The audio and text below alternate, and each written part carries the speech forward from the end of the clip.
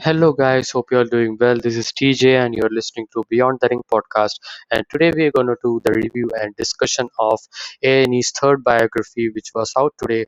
This was Booker T's biography, and this biography gave so much life lessons for me, actually. And this biography was very good, actually. Last time we saw was Roddy Piper's, which was kind of very long, and I would say and it was very emotional. This was not kind of it was not very emotional, I would say, but this gave me actually very this was kind of a motivation for all of you if you would watch this. So without any further ado, let's get into this review. So this biography starts off with Booker T walking in the streets of New York and telling that how much he loves the city. He had a great inspiration for an actor called John Shaft, who was an action hero in early 70s. He acted a detective role in a film called Shaft, and he actually was very inspired to become like him. And he actually literally wanted to be John Shaft, and he actually watched that film 100 times. And we saw Jeff Jarrett actually also telling that Booker T's persona was like a badass boy we see in the on the roads.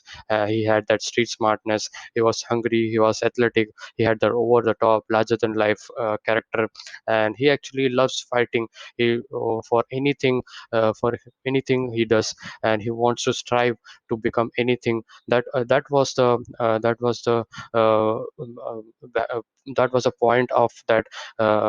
Of this kid called Booker T, and then we got to see after that we saw some he moved on to that he shed the light upon his early childhood. He said that he moved on to South Texas when he was 7 years old, and he also had many great memories when he was actually interviewed by them, and he was standing there, and he was fight for anything, go getter attitude that he had, and he was actually born in a little city called Plain Dealing, 50 miles from Shreveport, Louisiana, and he was actually the youngest of 8 kids that they had, and his father had passed when he was 10 months old. uh, 10 months or so.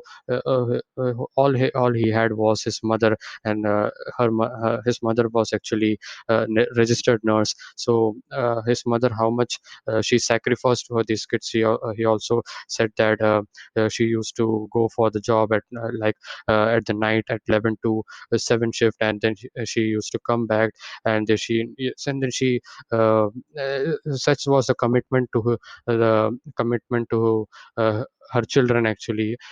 She sacrificed for his children. She actually paid attention to her children, that they were studying or not, or they were doing the right things or not, like doing the homework and all.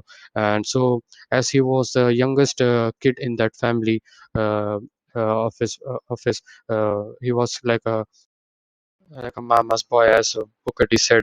And then we got to a strange incident which happened in their home. The fan actually stopped working at the attic, and she actually stepped over to that sheetrock. She was trying to repair that, and she actually fell down to the floor, and she actually hurt his back, and she had that frequent pain that she got, and she actually had to medicate. Actually, she actually had to go to hospital, and had to get the treatment for that. She had to do that. She had also get to that surgery as well. Her leg was stiff, and from there, her she was very in pain, and because her father not was there, so she was the only provider and the strength they had. Uh, then we got to the sad part that his mother actually died when he was 13 years old. So this was a very struggle period for them. Uh, they had no parents to look on. They struggled to live, actually. They actually had we also got to the point. They also got to the point where they had no basic amenities like food, water, electricity, gas. So they were starving from all these things. They were not getting any basic things that we need to live on, and this was kind of very struggle period we got to see Booker T actually reliving his more memories in a place called Waterfront area, where they used to enjoy on Friday nights. watching and gambling and all. He was into the drug scene, as he told, even though he'd actually known that it was not good for him. He didn't want to do it, but he nevertheless was right in the middle of it. And so this was the point where Booker T actually was influenced by this crime and all, because the such was the life that he was in, because he didn't have anyone that he could control, or to give a direction how his life should be, what are good values. He didn't know that, because his mother and parents were gone, so he was kind of lost into this mixture of bad world. And then, trapped into that world, he had no ambition at all, and he was doing his own stuff, and his own rules. And then he got to more bad stuff, because he actually robbed a restaurant where he was working as a worker, with his friend named as Zachary. And the manager actually gave them a very hard time there, so they actually planned to rob that restaurant. Every single night they used to actually rob that restaurant, and they actually did it for 10 straight times. And the police was actually investigating, trying to catch up how to solve this mystery, and they were not unable to. And the fun, and actually after that one, he was returning to home one fine night, and after work, and they actually found out that it's something strange, because no one was there, because his friends used to be there near his apartment and all. So by the time he was entering his apartment, 15 to 20 people actually rushed into, and started pointing to the gun.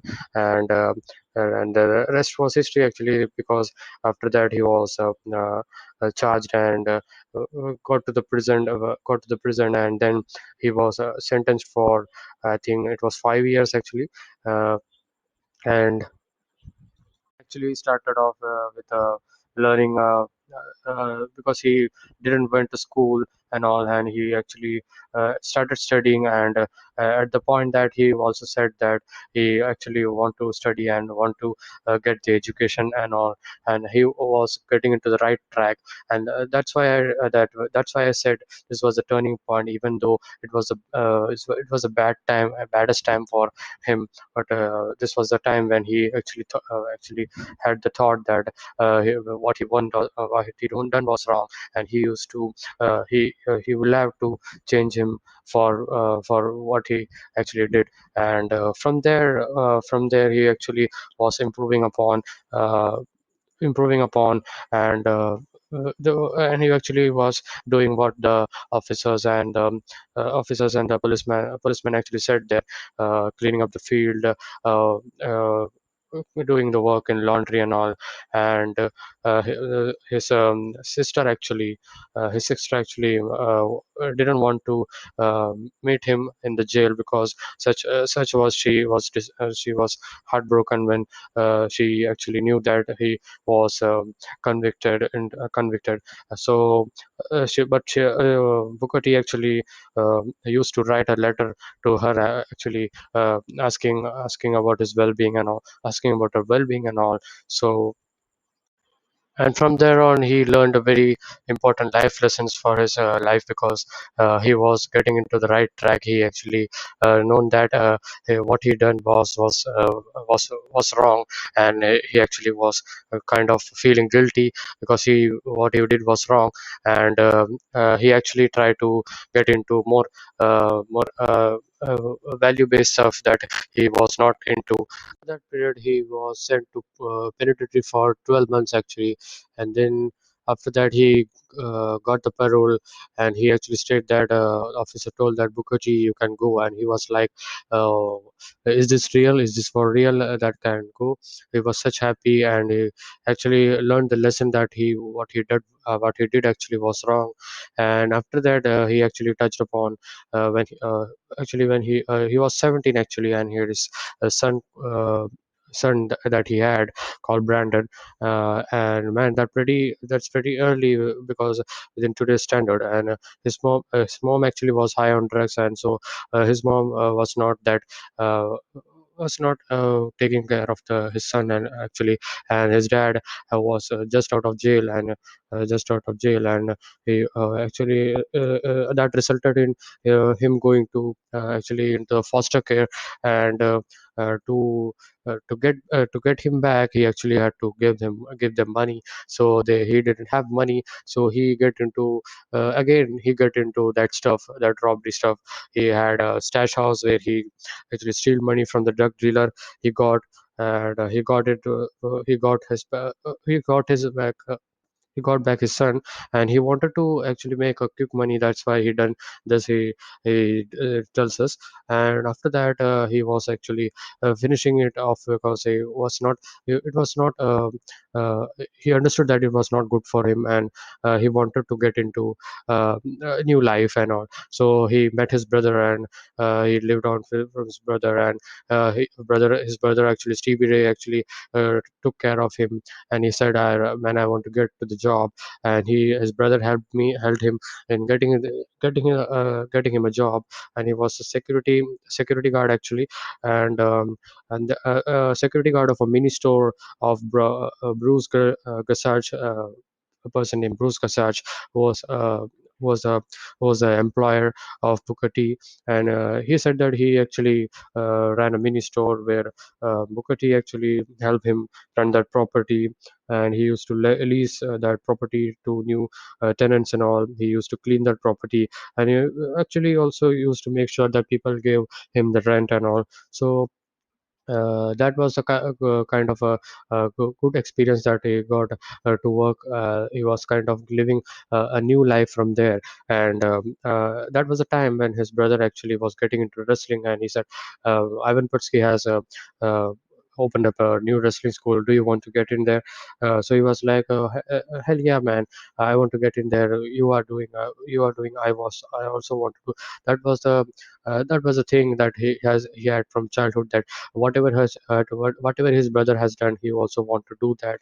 So from there on, they both go to a wrestling school, and the fee of that wrestling school was $4,000, and that was a question mark because he didn't have the money. And that was when this was a very good stuff, a good thing that Bruce Gassage, his employee, actually said that he gave him the money because he needed that. I thought that it would be good for him, so I gave him the fee, and he got the sponsorship, and he joined Ivan Putski's wrestling school. And then after that on, Booker T and Stevie Ray actually started their training under the trainer Scott Cassie. And Scott Cassie said that they were very quick learners in what they were doing, and they were very agile. They were very agile as well, and they were very hardworking as well, and the wrestling training, because there were Booker T actually said that there was no way, because it was only way that they want to do something that they can actually get some money and all, get the living right and all. So that was the only thing that they want to do. They want to do it as best as they can. And then he said that despite anything happen, he would not be stopping at anything, because this was the only thing that he had left, and this was the only thing that he wanted to do in his life. Actually, this was the only way to get success and all. So he was keeping himself as motivated, and eventually that determination uh, uh, uh, get it right, and he became successful. And they started to getting over with the fans. They were enjoying their promo, and they were also enjoying themselves as well, and they were having fun. And after some brief period at that promotion, that wrestling school actually closed down, and actually his brother and Booker T actually kind of were looking to work with some another wrestling promotions. And that then was the point then was the starting point when Eddie Gilbert actually called them. They actually saw them at a magazine, photos and all. So Eddie Gilbert called them, and they were like, who's Stevie Ray actually Stevie Ray actually was there. He was meeting with Eddie Gilbert, and Booker T was also coming into this room, and Eddie Gilbert is like, who's this guy? Is he also a worker?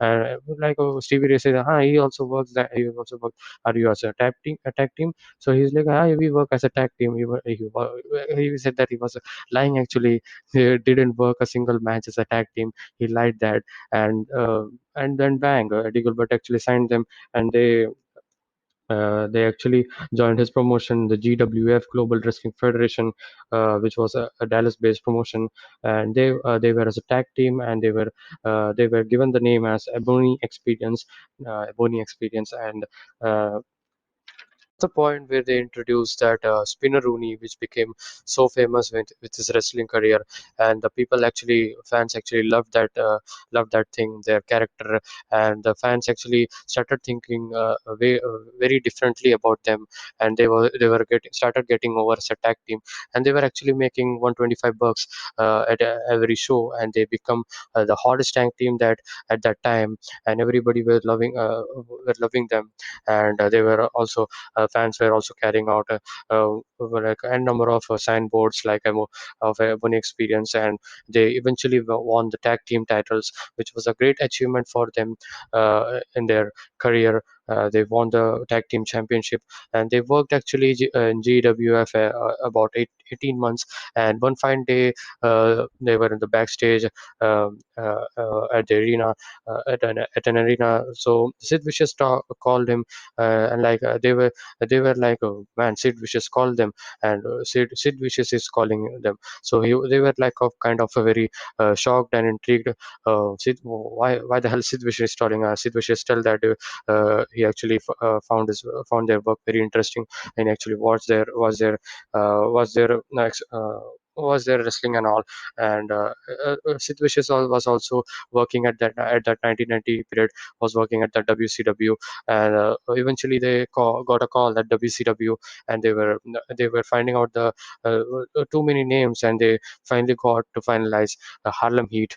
This was a name, and they were finding out what can be the costume they can wear, and they eventually decided that they would decide upon that burning dress, and that heat coming out, and that would resemble them well, and they look cool in that dress actually. And I would say that Harlem Heat was one of my favorite tag teams in WCW.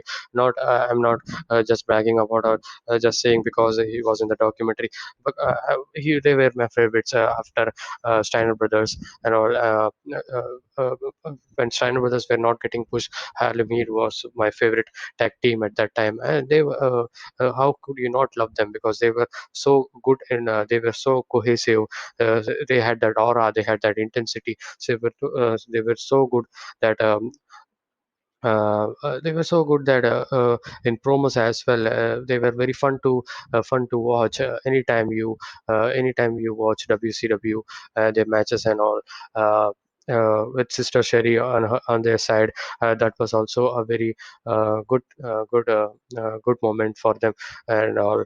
And there was also there was one moment where Booker T promos were actually very fiery, and he was like out of script sometimes. He actually mistakenly used that N word, which he actually said multiple times, because sometimes it's like sometimes it was challenged that you need to control your emotions and not to get so real that you say something that is not required to say on the TV. So that was a level of authenticity, and he was very authentic and natural in what he was doing in his character, and I would say the rest was history. And the character they played, both Stevie and Booker T, were very good. I would say Booker T was had a slight edge, and had slight edge in Stevie Ray, because Booker T had all the talk and all the thing, all the action and all. He was good at both things. Stevie Ray does used to cut the promo bus, but it was not at that. I would say at that kind of level of Booker T, I would say, and that was that was the reason that he was started to beginning to get that singles push, and then the management, the WCW actually decided that they should give Booker T a singles push because he was so getting over. And Stevie Ray actually said that he was so happy for him, and Booker T actually was skeptical that I never thought about going and in as a singles wrestler, going to do a singles career.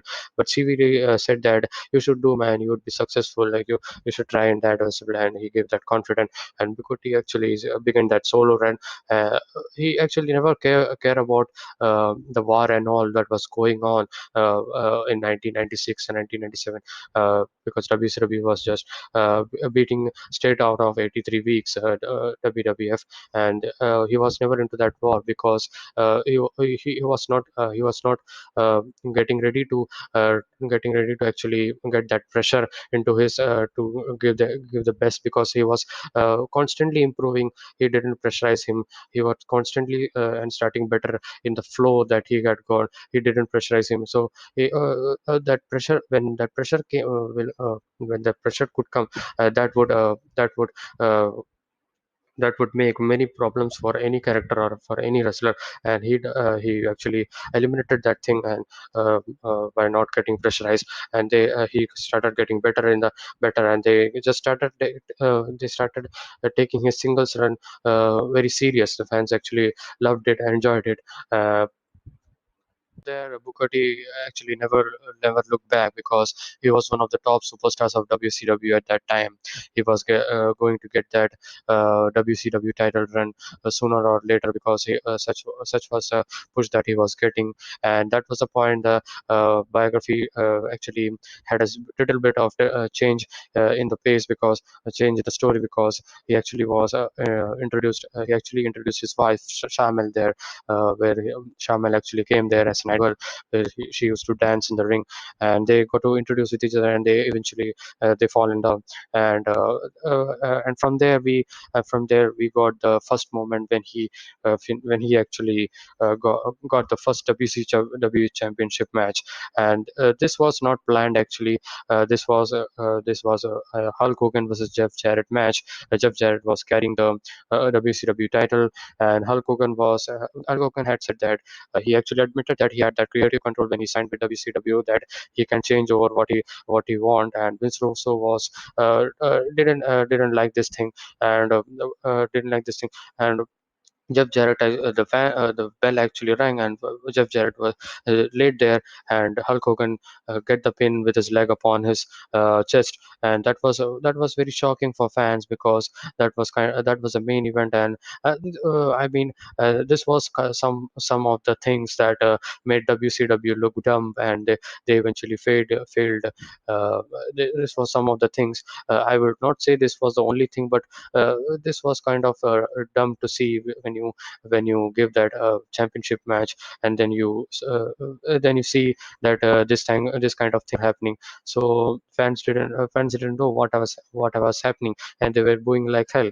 And after that, Vince Russo actually said that Hulk Hogan can go wherever he wants, and with his WCW title, because I am introducing with a new WCW title, he says. And this match will be right now Booker T versus Jeff Jarrett, and they had that match. And Booker T said that he was very surprised actually, and he actually had 10 minutes or so to prepare and all. And he was at so much pressure, and he actually said that he was at the point where he was going to get that moment finally. And he had that moment when he beat Jeff Jarrett for the WCW title.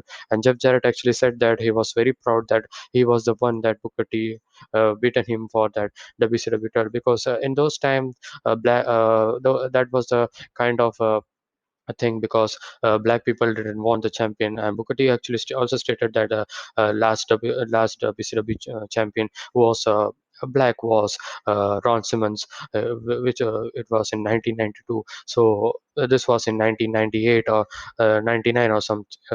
No, it was in 2000 actually, not 98 or 99. It was in 2000. So after a long gap, that a black was a champion. Black person was a WCW world champion, a main top card champion, and from look back actually, and he was one of the top superstars of WCW at that period. And from there we got a slight change in the documentary or biography, I would say, because we saw Shamal coming, his wife, Booker T's wife. He got to meet Shamal when she was actually working there as a nitro girl. She used to dance in the ring, and they actually introduced they actually had a brief run, and then from there on, they actually get.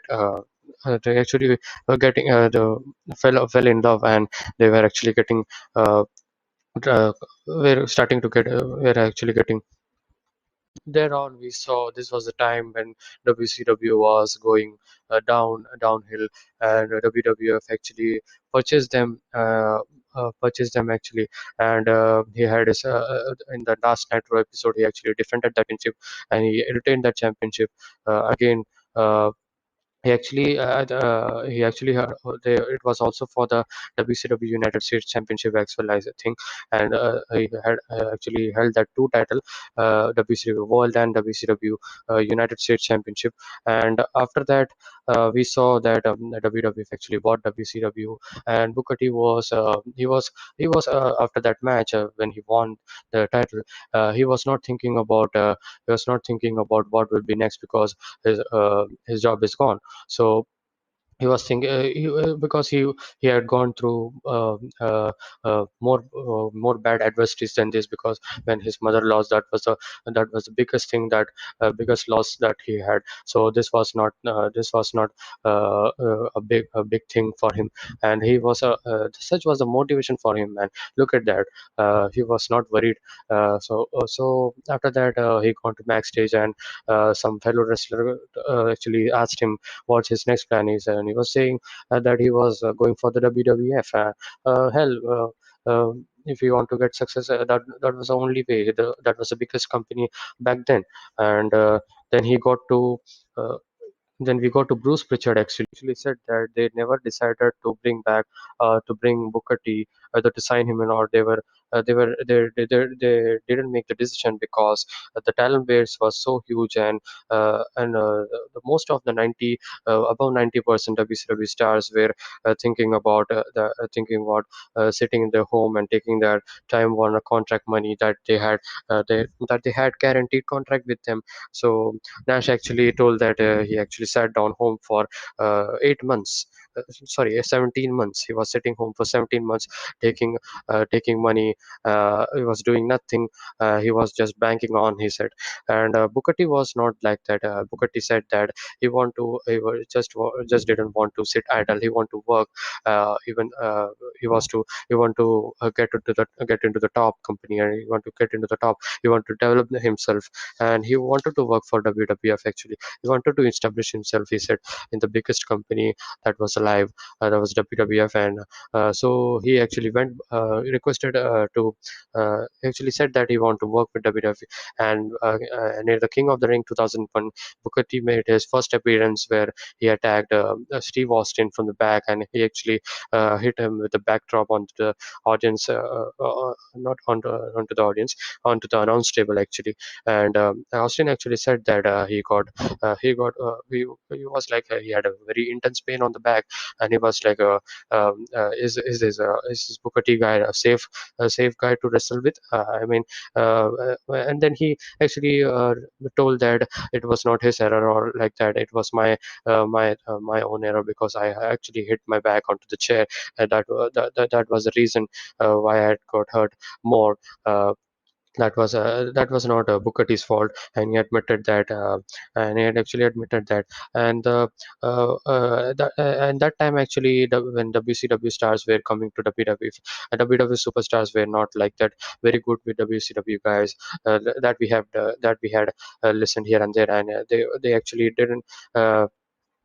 speak that much. The locker room actually didn't start. Didn't, initially, they were not started to accept, but Booker T was so good. He was so positive, and whenever we saw, whenever we see him in any public or television appearance, he was so positive, man. He didn't he was never angry in any of his real life situation apart from his character, and he actually connected with audience well. And he was not only a good looking wrestler, but also he was also very good in wrestling as well. And that was a thing that WWF superstars actually started to accept him. And this was the time when Booker T just got signed to WWF. And after that, Booker T actually also said that then we got to some family moments that he actually loved watching movies.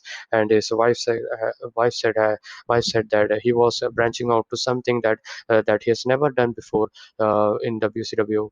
It was entirely different from his character when he was in WCW. And then we saw that infamous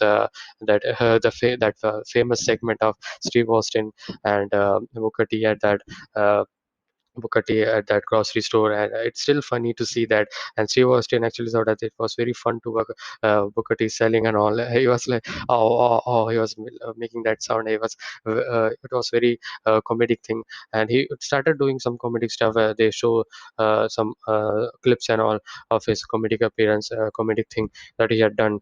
That was a character change of him, and so he was never hesitating to do anything in the entertainment aspect as well, because he wanted to he was like he wanted to entertain fans in any way possible, and that was the main goal for him. And he did that with perfect honesty actually. And and actually said that that grocery segment actually cost them $10,000 for the damage that they made.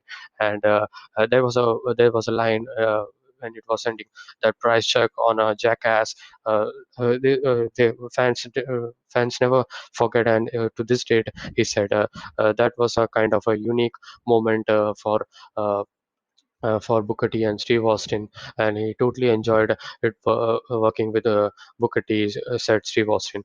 And then we got to see some moments with Undertaker and Vince McMahon. Booker T actually was challenging for Spinner Rooney movement. Undertaker was like, uh, didn't did that thing. He never did that. He never did that kind of stuff. And he actually didn't do that, and I was glad he didn't do that in his American Badass character as well. And this was the point where they were showing some moments of him.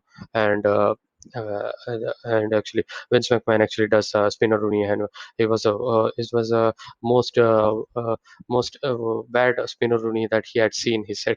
And this was a kind of a small fun moment, a small fun memories that they had presented here. And then we saw some family thing after this.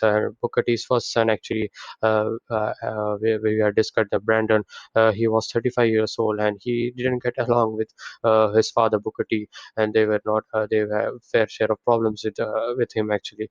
And but nevertheless he loved him because he's my son, he's my son, Booker T says. He loved him, but I know that I was not a good parent, he say. And I was not unable to impart with them knowledge of life at that point, because I was also into something the something uh, the life something that you didn't know, or something you didn't want to do. He was in that as well. So after that, we see a change in the progression of this biography, because uh, focusing on the Booker T's love story as in his marital relationship.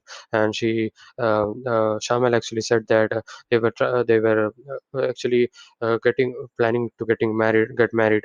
And Feb 5th 2000 was the 2005 was the day where when they get married. And she actually told that she didn't have that whole 1 year as people had to plan for marriage and all. And they actually had 3 months to plan out, and they did that. And after the marriage, actually he had that he had to actually he actually had to go to the next week's show. So they were at the busy schedule. Both of them were at the busy schedule, unlike others, she said. And Booker T actually said that he was not into getting back to wrestling because actually wanted to be his wife, and he wanted to not to be not to be in his travel schedule, and he was planning to quit the company. And that was the time WWF actually introduced that pairing, that run they that very great run we saw. The only King of the Ring I actually say he justified, because after that king of the any because after that any King of the Ring, did you know anyone justified that King of the Ring title? Did you think that Baron Corbin justified that thing? I don't think so, because King of the Ring just suited Booker T so well. And that was a it was it just it was just complimenting him very much, like he was a brand for King of the Ring, and he just did his job very good. And people love their pairing, Shaman and Booker T. He was called as a king, and the queen. She was called as a queen, and so they were having a good run. And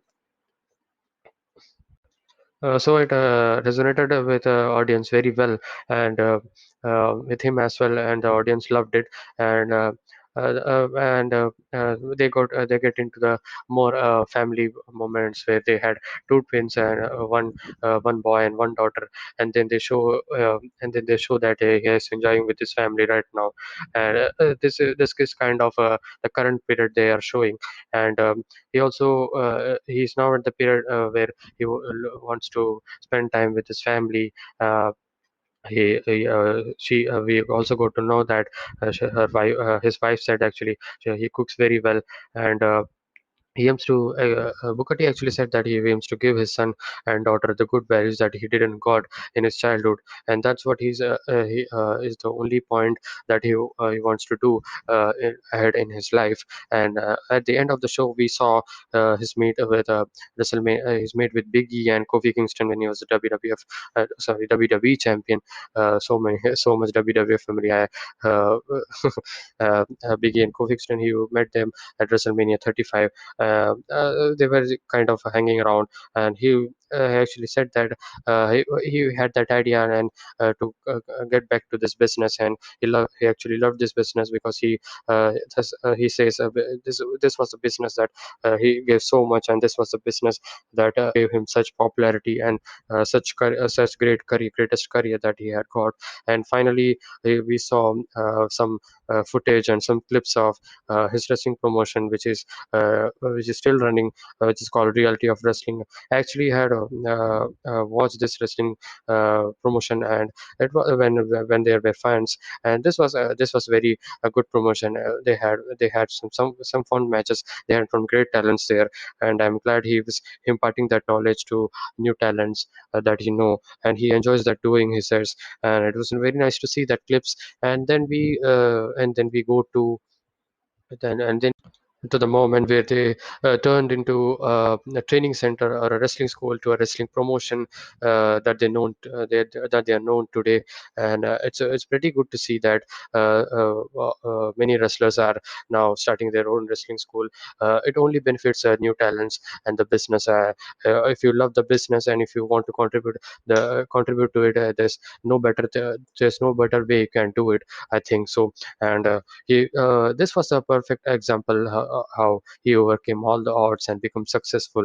He took that long road, and he put on that hard work. He got that success, he says. And then we got a Bruce picture, and he also said people were against him initially, but he was determined and he was trying his best, and he got that success. And he got that success. And this was my thoughts of this entire show was this was a great biography. This was unlike the two where we saw Steve Austin was kind of not focusing on his family thing, and it was kind of short, and it was very great as well. But the adversity and challenges and the things that Booker T had faced, that never had anyone have faced, because that was a that was the that was actually a moment that we saw the determination of Booker T coming back, and he overcame all the odds. He was the perfect epitome of hard work and determination. He was way from bottom. He came to the very top, and he's considered to be the one of the greatest wrestler of of this business had ever give. And his character is still over whenever he comes back to uh, backstage segment and all. He never get old. He still is relevant to this date as well. And I actually enjoyed this biography very well. It was very well told, and there was no not many family moments that we saw, like in Roddy Piper's documentary, actually, because Roddy Piper's documentary was so much focused on the family thing and all. I mean, this focused on this focused on more of his wrestling career and his challenges that he faced, and the things that he had done in his whole career and all. And I like that, and I like that they focused on it. And so, uh, so that's it, guys. This was it. Like, share, subscribe, do all that good stuff, and tell us your thoughts in the comment section below. Did you like this? Did you like this series? Did you like this episode? What was the favorite moment in this episode? And next one, I think I've seen that it is Shawn Michaels biography. So this will be also Shawn Michaels. No, we have seen here and there, but it would be interesting to see actually what will be what will be in store for us, because these biographies are very good, man. I actually love covering this thing, and I actually covered this thing for you guys as well, because there are many guys who can't watch the whole show and all. So I am for you, and I'm there for you, and I'm going forward. I would give you some great contents like this. And until then, uh, uh, make sure to like, share, subscribe, and hit that bell icon. And I will see you guys with more reviews and more wrestling content. Until then, bye bye. Be safe, stay energetic. Peace.